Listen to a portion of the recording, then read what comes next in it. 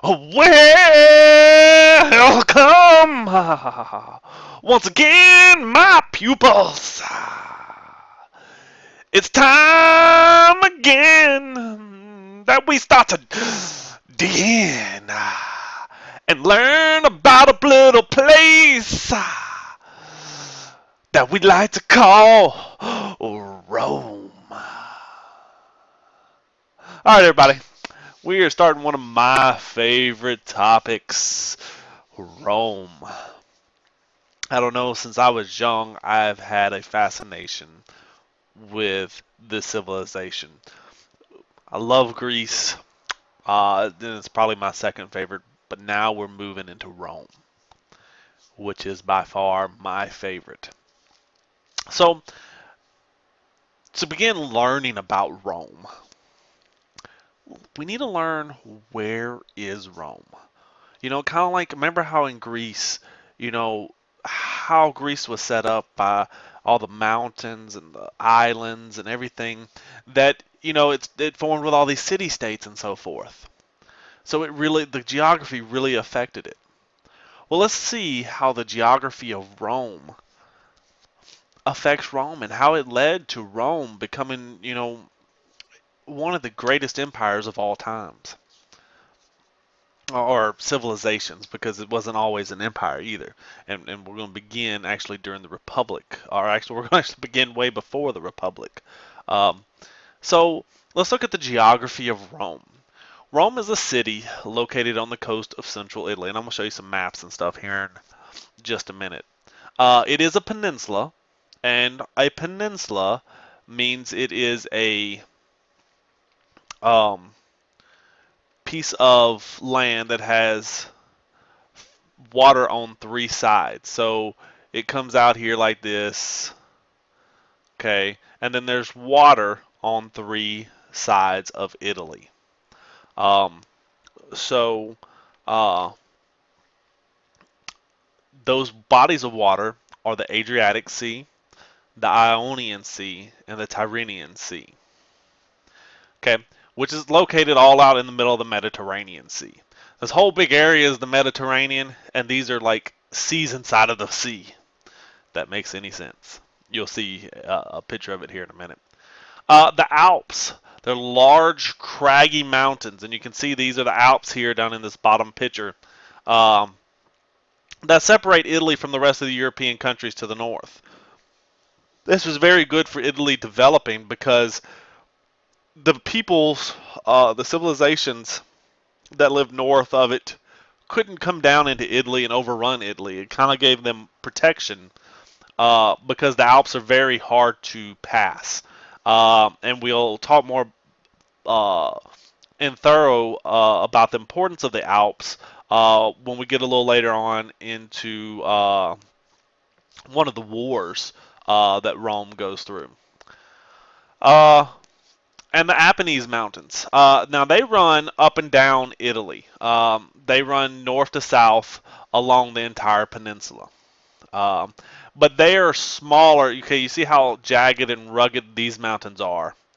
These are more rolling mountains. They're smoother. They're easier to pass over.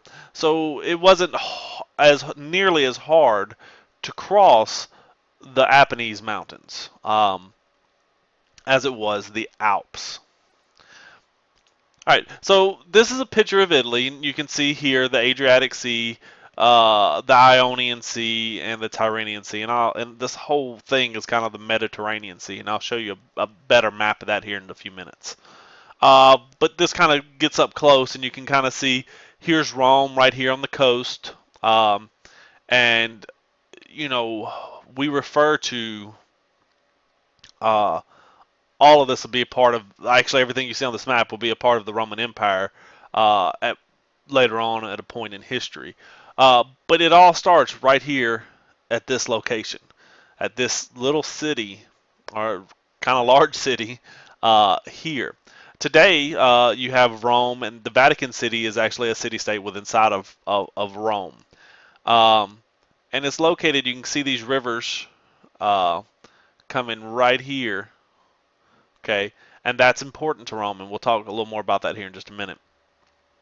Um, but you can kind of see the layup. You see Sicily down here, Sardinia and Corsica here. This is Africa here, and all this becomes important. Greece lies way over here.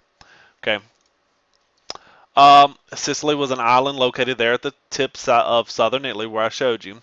Uh, Italy wasn't separated by geography like Greece, okay? So it didn't form city-states. You could easily travel, well, I say easily, much easier than in Greece. You could travel across all of Italy. The Apennines Mountains were easier to cross. They weren't craggy and hard. It wasn't separated by a lot of water because it was all a solid piece of land on a peninsula.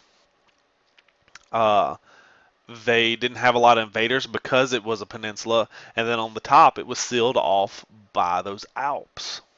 So inside of Italy, they grew together. Now there was independent factions that all eventually wound up coming together under the banner of Rome, but uh,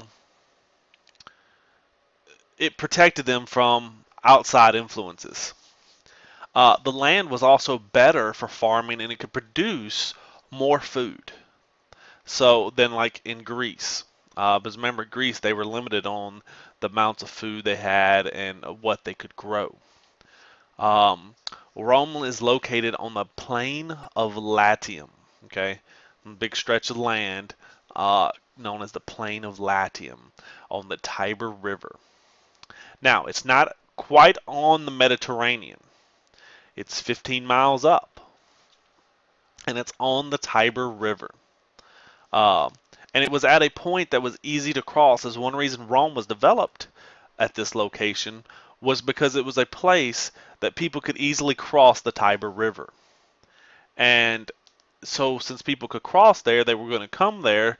So, this place formed here as a place where people could rest before crossing, going on a cross, or but you knew everybody was going to come here because this was the place to cross. So this was a very important point of travel, and it was built on seven steep hills. And Rome's very famous for its hills. And I'm not going to make you learn the specific hills. That's more in depth.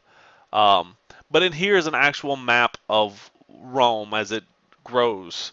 Okay, now this early Rome that we're talking about at the moment wasn't so big, but you can see the Tiber River here, um, and you can see kind of as Rome grows, and you can see the various walls that were built around Rome to protect her. You can see the the solid red line, uh, then this line here.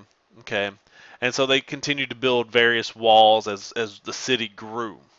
Um, and you can see if you look closely some of the important things that are in Rome: the Colosseum, the Circus Maximus. Uh, so, and we'll get into all that as we delve deeper into Rome. Now I want to bring in and show you. Um, Here we are, in the United States here, and here we are down here. Those of you who are actually in my class in Louisiana, we come all the way over here. Okay, let me tilt the world right. Okay, and what do we call these lines on here, by the way?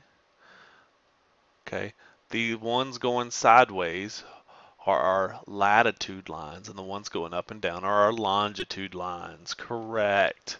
Okay, and you can see 0, which is the equator, 0 latitude. But this right here is Italy. You see this peninsula out here. Here's Sicily. Here's Sardinia, Corsica. Here's Greece over here. Now, all of this is the Mediterranean. Okay, but then here's those Pacific seas like the Adriatic, Tyrrhenian, Ionian. All right, and so let's go in a little closer and kind of see. You can see here, okay, Spain. Here's Africa down here, and this area right here becomes fairly important here later on because this is actually somebody they're going to get in a war with. Um, Here's Greece, But all of this area eventually, and we'll talk about it, is known as the known world, okay, and becomes part of the Roman Empire.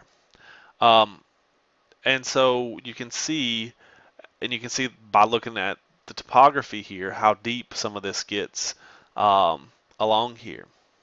Um, let's go on in and look. All right, and so up here you can see these mountains and how they kind of close in Italy. Okay, so that people just couldn't easily come on in and attack Italy. Um, and so this is where we're going to be for our whole next unit, talking about Rome. First, the Republic. Well, first Rome, the birth, and how it kind of comes to be, and then the Republic, and then the Empire. So stay tuned. It's going to be some interesting and great information. And it's something I implore you to delve much deeper into because it's a very fascinating time and place in history. So until next time, deuces!